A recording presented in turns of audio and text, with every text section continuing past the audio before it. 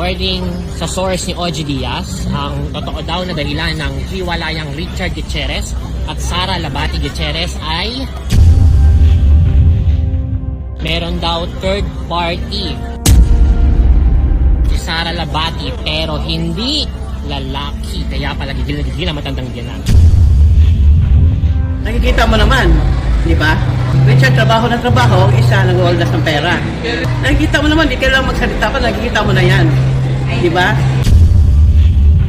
Hindi raw po sila kasi makatiis sa kanilang mga nababasa sa social media at mga kwentong lumalabas sa mga vlogs tungkol dito sa pakikialam ni Aling Esther sa paghihiwalay ni na Richard Gutierrez at Sara Labati. Ang sabi nila, huwag kayong masyadong mayabang sa pagpo-post nyo. Huwag kayong nakikialam na para bang nagmamalinis kayo.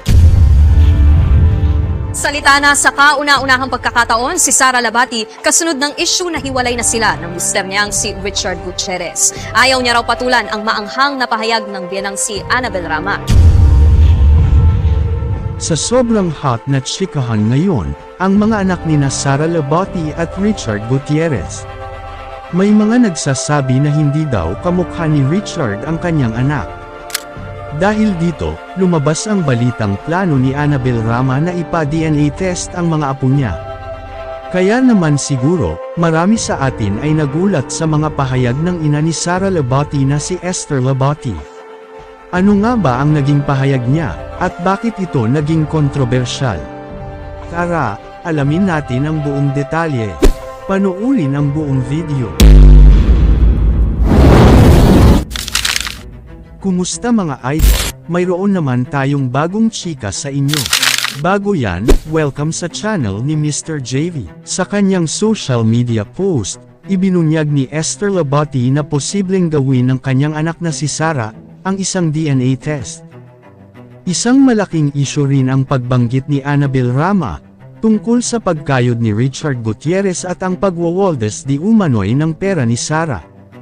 Ayon kay OG Diaz, may source siya na nagsasabing plano ni Annabel Rama na gawing subject ng DNA test ang mga apo niya.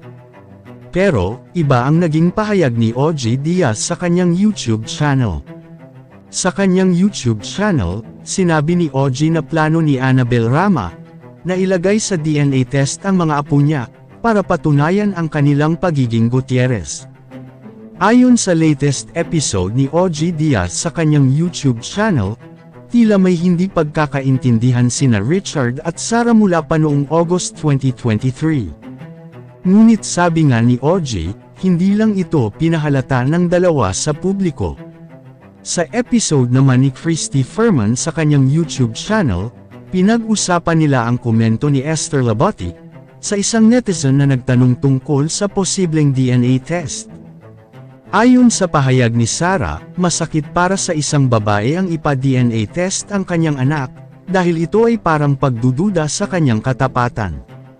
Maraming netizens ang naglabasan ngayon sa social media, nagdududa kung totoo nga ba ang mga anak ni na Richard at Sara. Pero, tandaan natin na ang mga balitang ito, ay base lang sa mga chismis na kumakalat. May isang netizen naman ang nagtanong, kung bakit maraming bodyguard si Sara. Ito naman ang sagot ni OG Diaz. Sabi niya, mula nang magkaroon ng issue ng third party, tila mas pinabantayan na ni Richard si Sara. Kaya nga ba may koneksyon ito sa posibleng DNA test? Kamakailan lang, kinumpirma ni Esther Labati ang hiwalayan ni Sara at Richard. Habang tahimik si Richard Gutierrez sa mga isyung ito, tiwala naman siya na kahit hindi kamukha ang kanyang anak, siya pa rin ang ama.